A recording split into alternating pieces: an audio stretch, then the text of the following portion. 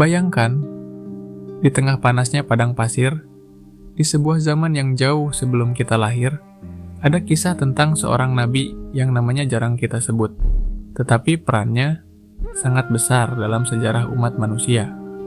Kisah ini bukan sekadar cerita, tapi pelajaran hidup yang bisa menyelamatkan kita di akhir zaman. Dengarkan sampai akhir, karena mungkin ini yang selama ini kamu cari. Sebelum kita mulai, jangan lupa like, komen, dan subscribe channel Lentera Sanubari sekarang juga. Karena satu klik kecil dari kamu bisa menjadi cahaya yang menuntun kita semua agar selamat dari gelapnya dosa akhir zaman. Ini adalah kisah Nabi Ishak alaihissalam, anak dari Nabi Ibrahim, seorang ayah yang sudah sangat tua, dan seorang ibu yang hampir putus asa untuk memiliki keturunan. Bayangkan ketika harapan hampir hilang, justru disitulah Allah menunjukkan kuasa-Nya. Allah berfirman dalam Al-Quran, "Dan kami beri dia kabar gembira dengan kelahiran Ishak, seorang nabi yang termasuk orang-orang yang saleh." QS As-Saffat 112. Kelahiran Nabi Ishak bukanlah kelahiran biasa. Ia adalah mukjizat. Sarah, ibunya, sudah sangat tua. Secara logika manusia, mustahil untuk memiliki anak. Tapi bagi Allah, tidak ada yang mustahil. Dari kisah ini saja kita sudah belajar satu hal. Jangan pernah putus asa dari rahmat Allah. Allah juga berfirman, mereka berkata, "Apakah kamu merasa heran terhadap ketetapan Allah? Rahmat Allah dan keberkahannya dicurahkan atas kamu, wahai ahli rumah Ibrahim." Quran Surat Hud ayat 73. Disinilah letak keindahan iman. Ketika manusia berkata tidak mungkin, Allah berkata kun fayakun, maka terjadilah. Nabi Ishak tumbuh dalam lingkungan kenabian. Ayahnya adalah Nabi Ibrahim, salah satu nabi terbesar yang disebut sebagai Khalilullah, kekasih Allah. Dari kecil, Ishak sudah dibimbing dengan tauhid yang kuat. Ia tidak hanya menjadi anak biasa, tapi dipersiapkan menjadi penerus dakwah ayahnya.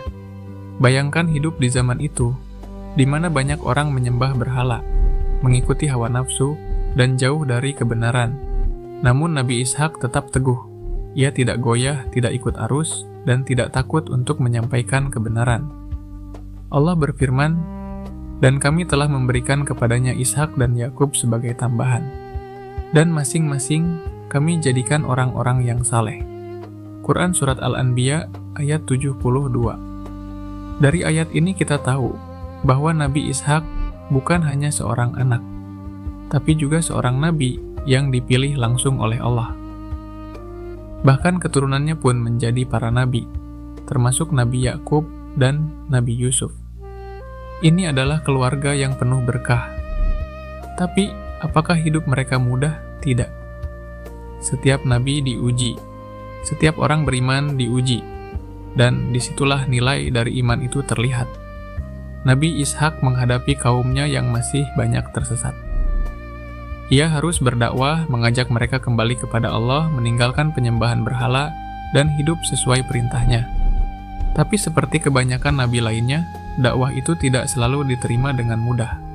Ada penolakan, ada ejekan, ada kebencian. Namun Nabi Ishak tetap sabar. Allah menggambarkan sifat para nabi dalam Al-Quran, dan kami menjadikan mereka itu sebagai pemimpin-pemimpin yang memberi petunjuk dengan perintah kami, dan kami wahyukan kepada mereka agar berbuat kebaikan, mendirikan salat, dan menunaikan zakat, dan hanya kepada kami mereka selalu menyembah. Quran Surat Al-Anbiya ayat 73. Dari sini kita belajar bahwa menjadi orang baik itu bukan hanya tentang diri sendiri, tapi juga tentang mengajak orang lain kepada kebaikan, tentang menjadi cahaya di tengah kegelapan. Sekarang coba kita renungkan, di zaman kita hari ini, bukankah kondisinya mirip? Banyak orang meninggalkan nilai-nilai agama. Banyak yang lebih memilih kesenangan dunia daripada kebenaran. Bahkan dosa dianggap biasa, dan kebenaran justru dianggap aneh. Lalu pertanyaannya, kita mau jadi seperti siapa? seperti orang-orang yang ikut arus, atau seperti Nabi Ishak yang tetap teguh di jalan Allah. Inilah pentingnya kisah ini. Ini bukan sekadar cerita masa lalu. Ini adalah cermin untuk kita hari ini. Nabi Ishak mengajarkan kita tentang kesabaran, tentang keyakinan, tentang bagaimana tetap beriman meskipun dunia di sekitar kita berlawanan arah. Allah juga berfirman, "Dan ingatlah hamba-hamba kami, Ibrahim, Ishak, dan Yakub yang mempunyai perbuatan-perbuatan besar dan ilmu-ilmu yang tinggi." Quran Surat Sad ayat 45. Perhatikan, Allah menyebut mereka sebagai orang-orang yang memiliki kekuatan dan ilmu. Artinya iman itu bukan kelemahan. Justru iman adalah kekuatan terbesar. Di akhir zaman ini, kita sangat butuh kekuatan itu.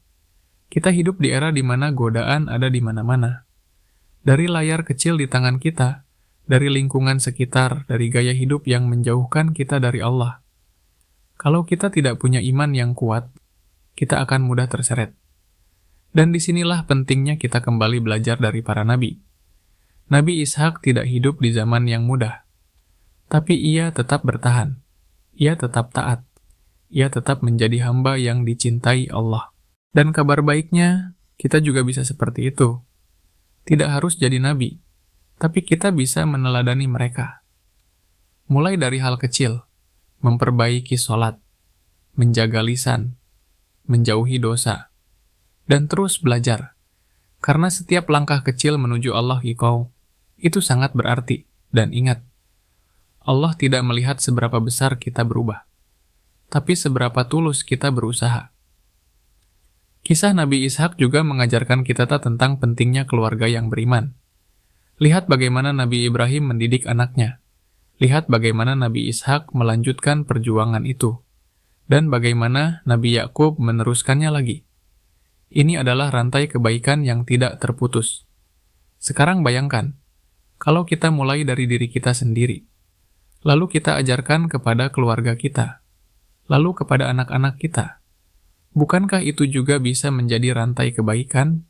Dan mungkin dari situlah lahir generasi yang lebih baik, generasi yang lebih dekat dengan Allah, generasi yang tidak mudah terpengaruh oleh dunia, generasi yang selamat di dunia dan akhirat.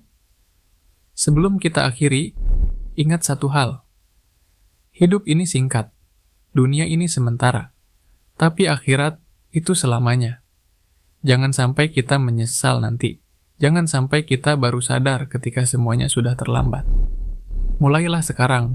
Mulailah dari langkah kecil. Dan jangan lupa, terus isi hati kita dengan cahaya iman. Kalau kamu merasa tersentuh dengan kisah ini, jangan diam saja. Like video ini, tulis di kolom komentar apa pelajaran yang kamu dapat. Dan subscribe channel Lentera Sanubari sekarang juga. Karena mungkin satu langkah kecil itu bisa menjadi awal dari perubahan besar dalam hidup kita. Dan semoga kita semua termasuk orang-orang yang diberi hidayah, dijaga dari dosa akhir zaman, dan dikumpulkan bersama para nabi di surganya. Amin.